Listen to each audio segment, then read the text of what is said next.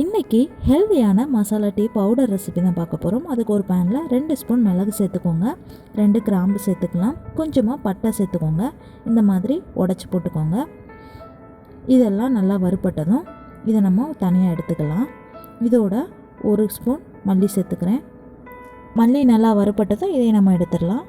இப்போது 4 பீஸ் சுக்கு எடுத்து இந்த மாதிரி பொடிசாக தட்டி வச்சுக்கோங்க. இதை நம்ம மிக்ஸி ஜாரில் சேர்த்துக்கலாம்.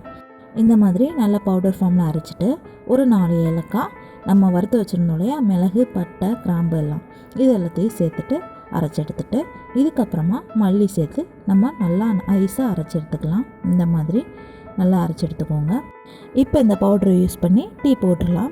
இது ரொம்ப ஹெல்த்தியானது. கோல்டு, காஃபு, ஈவன் ஃபீவர் இருந்தாலும் இதை குடிச்சிங்கன்னா ரொம்ப ரெஃப்ரெஷ்ஷாக இருக்கும். கண்டிப்பாக ட்ரை பண்ணி பாருங்கள். வீடியோ பிடிச்சிருந்தா சேனலுக்கு சப்ஸ்கிரைப் பண்ணுங்கள். தேங்க்யூ.